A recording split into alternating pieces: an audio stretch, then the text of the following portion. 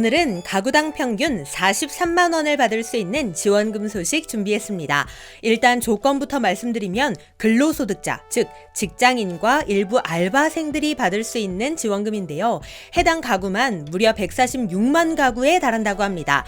146만 명이 아니라 146만 가구가 해당되는 내용이니까 많은 분들께서 해당될 것으로 보이는데요. 그래서 준비했습니다.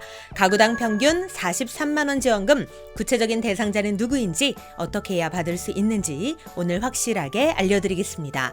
그리고 전화 한 통으로 쉽게 대상자 여부를 확인할 수 있는 방법까지 알려드리겠습니다. 오늘 정보 꼭 주변 분들께도 함께 공유해 주셔서 대상자분들께서는 절대 놓치지 마시고 모두 받아가실 수 있기를 바랍니다. 시니어 전성시대 지금 시작합니다.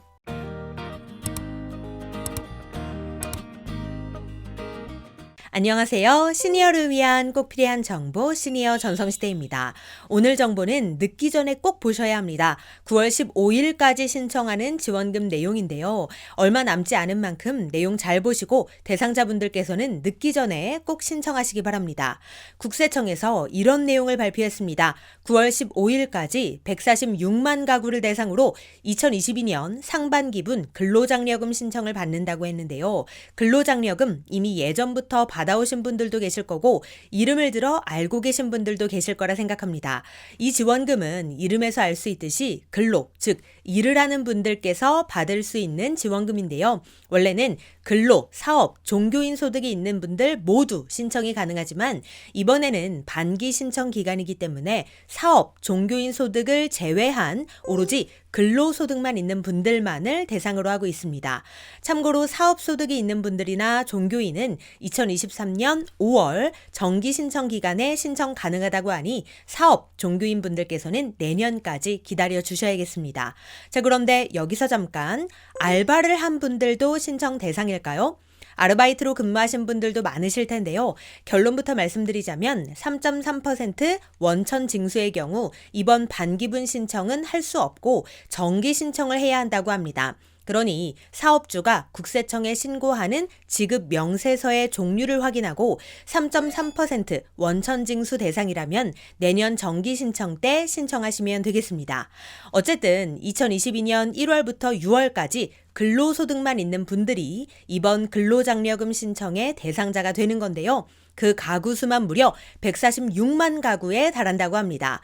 꽤 많은 가구들이 해당되는 만큼 오늘 내용 잘 보셔야겠습니다. 자, 그런데 무엇보다도 가장 중요한 건 그래서 얼마나 받을 수 있느냐잖아요. 받는 금액은 이번에 신청하는 가구의 연간 지급 추정액의 35%인데요.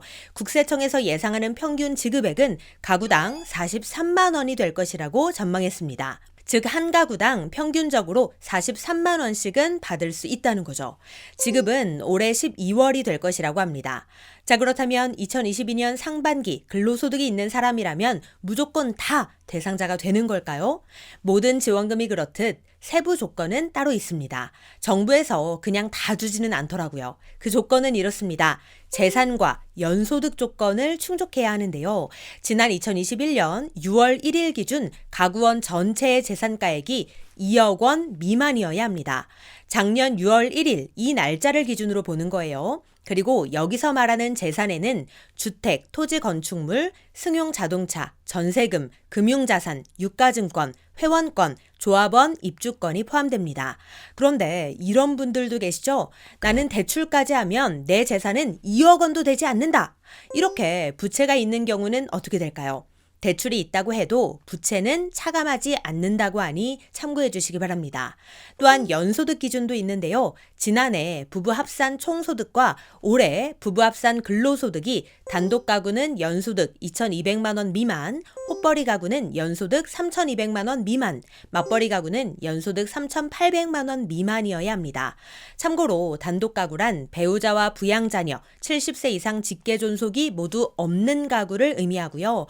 호벌이 가구란 배우자 또는 부양자녀 또는 70세 이상 직계존속이 있는 가구입니다. 그리고 배우자가 있는 경우 신청인 또는 배우자의 총 급여액 등이 300만 원 미만이어야 합니다.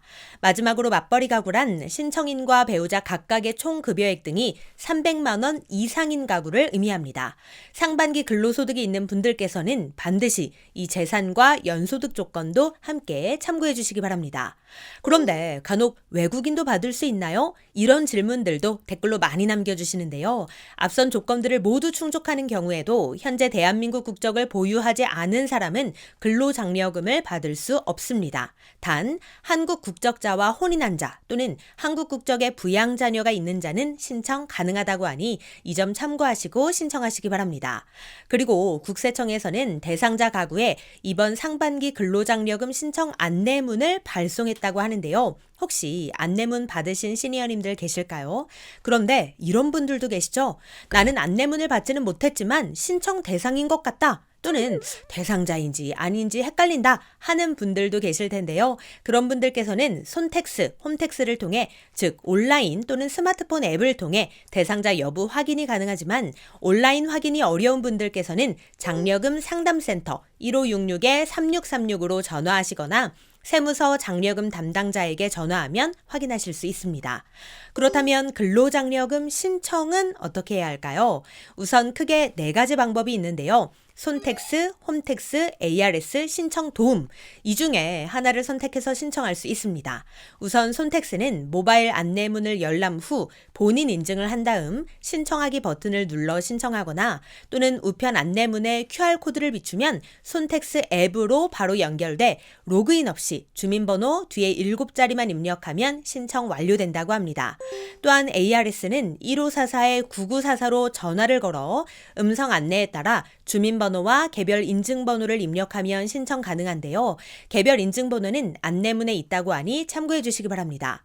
그런데 이 모든 방법이 쉽지 않은 분들도 계실 수 있는데요. 장려금 상담센터 1566-3636 또는 세무서로 전화해 신청도움 서비스를 요청하시면 됩니다. 특히 우리 시니어님들 중에 스마트폰 앱, 인터넷, ARS 신청이 어려운 분들께서는 장려금 상담센터로 전화해서 신청도움 서비스를 요청해 보시기 바랍니다. 그리고 신청 안내문을 받지는 못했지만 신청 요건을 충족한 분들도 계시죠. 그런 경우에는 손택스 앱이나 홈택스에 접속해서 증거 자료를 첨부하여 신청하시면 되는데요. 손택스 앱 신청 제출 메뉴에서 근로장려금 일반 신청 안내문을 받지 못한 경우로 들어가면 신청하실 수 있습니다. 또한 근로소득을 지급한 사업주가 지급명세서를 제출하지 않아서 근로자가 장려금 신청 안내 대상에서 누락됐다면 근로자가 소득 증빙 자료, 급여 통장 사본 등을 첨부하여 장려금을 신청할 수 있으니 이 점도 함께 참고해 주시기 바랍니다. 그리고 신청할 때 반드시 알아두어야 할 것은 장려금은 가구당 지급한다는 건데요. 즉, 한 가구에 한 명에게만 지급된다는 겁니다. 따라서 나는 대상자인데 안내문을 받지 못한 상황이라면 혹시 다른 가구원이 안내문을 받지는 않았는지 반드시 확인해 보셔야 합니다.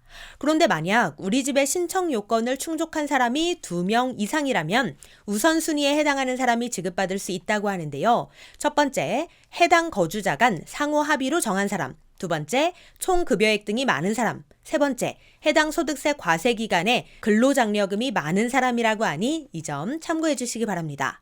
자, 그런데 여기서 중요한 것, 국세청 직원은 장려금 신청과 관련해 계좌 비밀번호 등 일체의 금융정보를 절대 요구하지 않습니다. 그런데 근로장려금을 신청하는 과정에서 계좌 비밀번호를 요구하거나 기타 금융정보를 요구한다면 근로장려금 신청을 사칭한 보이스피싱, 스미싱 등 전자금융 범죄일 수 있으니 절대 통장 비밀번호나 기타 금융정보를 알려주시면 안 되겠습니다. 네, 오늘은 가구당 평균 43만 원을 받을 수 있는 근로장려금 정보 알려드렸는데요. 대상자에 해당되는 분들께서는 간편하게 신청하시고 12월에 장려금도 꼭 받으시길 바랍니다. 그럼 오늘도 편안한 하루 보내세요. 감사합니다.